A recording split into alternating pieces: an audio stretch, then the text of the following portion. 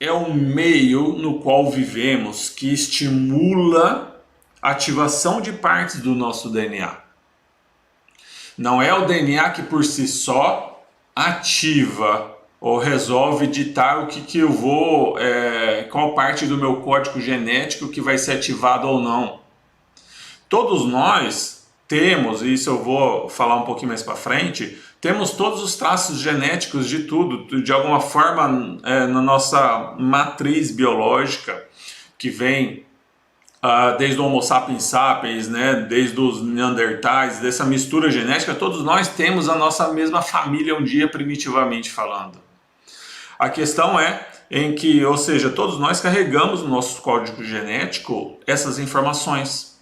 A questão é como nós relacionamos ao meio à nossa volta, que vai estimular com que as nossas membranas captem essas informações celulares, né, do meio externo. Isso vai fazer com que nossas proteínas carreguem essa informação para ativar parte do nosso DNA. E nesse momento em que começa a ter uma disruptura culturalmente, porque antes culturalmente não valorizamos o meio, não damos o valor para o ambiente no qual nos cerca, o quanto que nós somos influenciados pelo ambiente, o quanto que nós somos influenciados pelo meio, pelas culturas, pelo ambiente familiar. Isso é descartado. Psicologicamente falando, terapeuticamente falando, isso é valorizado na evolução das cibernéticas, como eu já falei bastante em outras lives, né? Principalmente da cibernética de terceira ordem e quarta ordem, que vai se valorizar o meio à nossa volta, o ambiente, mas antes ele é descartado. Então poucas ciências, poucos estudos relacionados à psique, à mente, considera a influência do meio.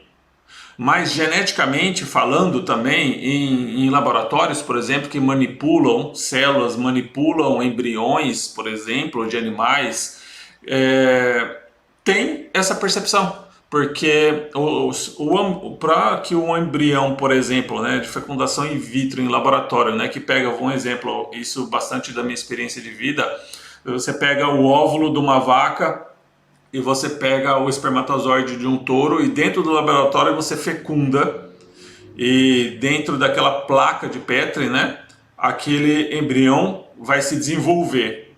E isso, qual é a preocupação do laboratório? Qual é a preocupação do especialista que está ali? É manipular o meio à volta, ou seja, tem que ser um meio estéril, tem que ser um meio com a temperatura certa, tem que ser um meio com vitaminas e proteínas exata, porque tudo isso que vai ditar se o embrião vai se desenvolver ou não.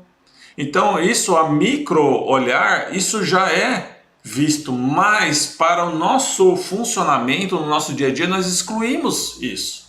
Mas se nós percebermos, no nosso dia a dia isso já acontece.